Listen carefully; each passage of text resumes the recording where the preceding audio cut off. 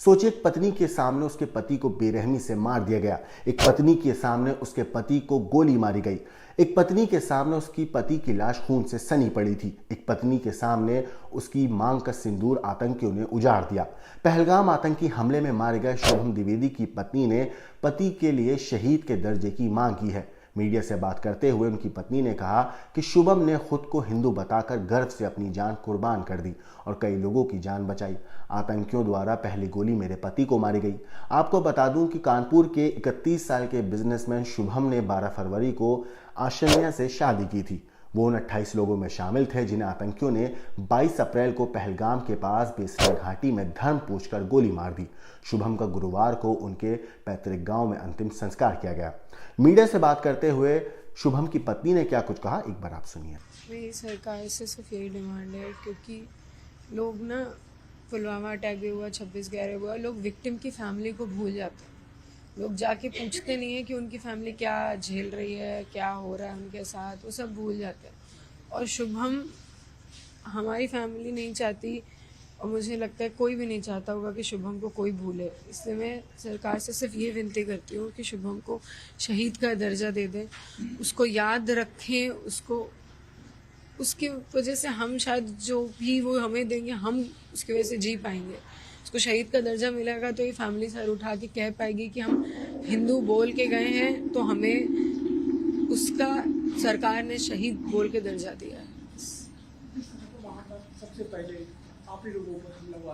सबसे पहले वो घुसे ही वहीं से थे और पीछे से आए थे। सबसे पहली गोली उन्होंने शुभम को ही मारी थी, पूछ के मारी थी। हिंदू मुसलमान हो, कलमा पढ़ो। नहीं, हमें नहीं आता, हम हैं हिंदू, हमने बोला हम हिंदू हैं, मार दिया हमको। और वो लोग थे, कोई टूरिस्ट थे, लेकिन जिस तरह से शुभम ने वहाँ पर उनसे बात की, इस दौरान कुछ लोगों की जान भी बच गई। मैं तो जितना मैंने देखा है, मैं यही देख रही हूँ कि जितने लोग, मैं सबके सामने ये क्या बोलूँ, घर वालों के सामने, लेकिन जितने लोग मरे हैं वहाँ पे, उसमें से मात्र शुभम ऐसे हैं जिनका कुछ बचा नहीं था, क्योंकि उसको सोच समझ के बिल्कुल समझ के पास आके उसको मारी थी, क्योंकि वो पहला अटैक था। बाकी लोग तो उसके बाद अलर्ट हुए, भागने लगे, चीखने चिल्लाने लगे, तब इन्होंने उन्हें मारा है। वो पूरे बच्चे हैं, उनका पूरा शरीर है उनके पास।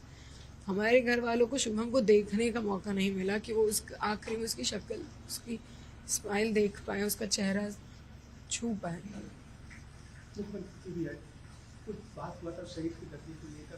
सर, उस दिन तो मुझे नहीं लगता हमारे घर वालों की, आपको लग रहा होगा स्थिति ऐसी थी कि हम कुछ बोल पाएंगे। हम आप ही लोगों से बोल रहे हैं, आप ही हमारी बात वहाँ पहुँचाएंगे, आप ही हमारी मदद करेंगे। और हम उस दिन क्या बोलते हैं, उस दिन तो सब हुआ था।